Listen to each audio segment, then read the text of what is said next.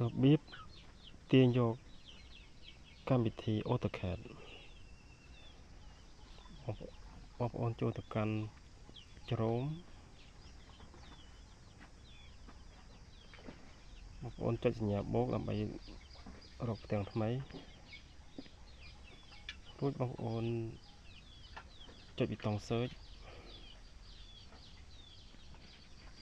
បងប្អូនត្រូវវាពាក្យថា GAN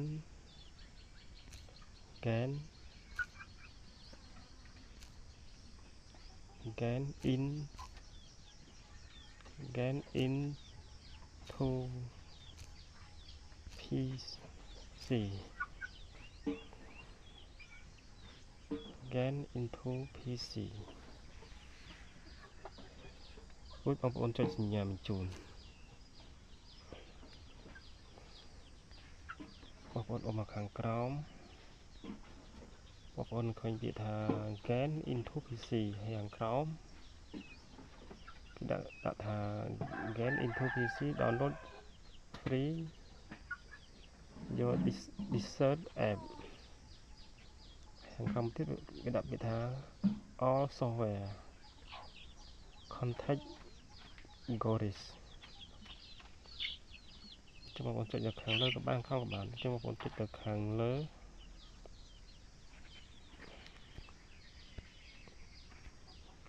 រួចបងប្អូន search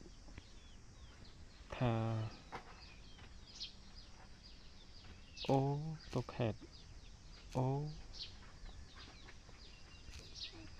AutoCAD នោះគេថា AutoCAD រួចបងប្អូនចុចសញ្ញាបញ្ជូន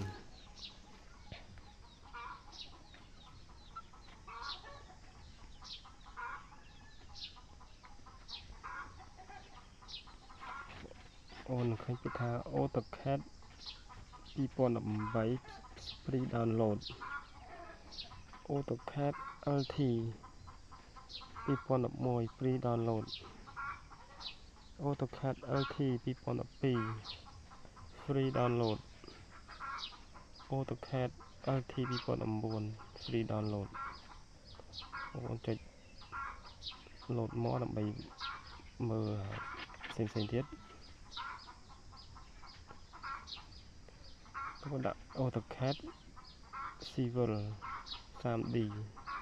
3D 2009 AutoCAD 2009 free download AutoCAD Raster Design 2009 AutoCAD AutoCAD Map 3D បងប្អូនចុចក្រោមទៀត AutoCAD Electric 2009 AutoCAD Magical AutoCAD មានច្រើន AutoCAD Land Desktop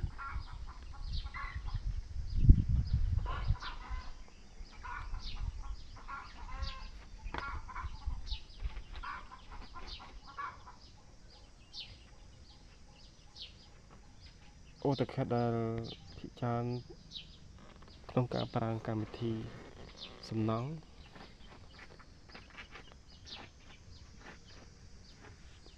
ភាគច្រើនគេប្រើ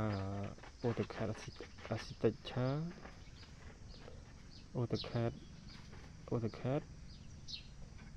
ហើយ AutoCAD 3D ក៏គេប្រើហើយ AutoCAD Electrical ក៏គេប្រើ AutoCAD Architect ក៏គេប្រើ AutoCAD Magical ក៏គេប្រើ AutoCAD 2009 ទីទូទៅ AutoCAD 2009 download free download គេប្រើ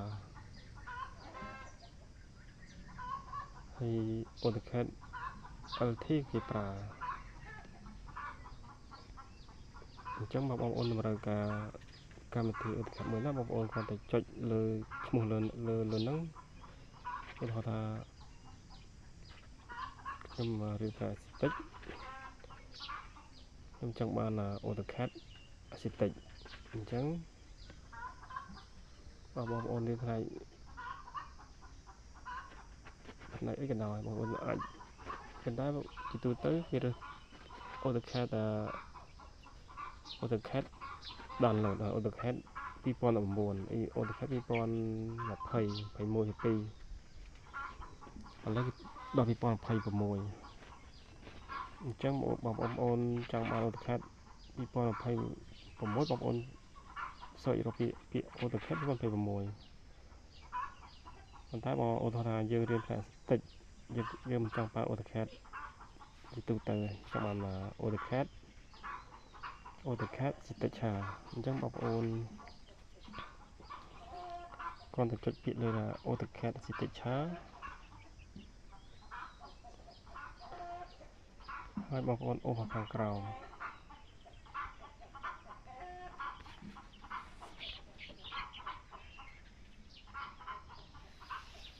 បងប្អូនអូសមកខាងក្រោមមានពាក្យថា before installing software you must watch this install clip video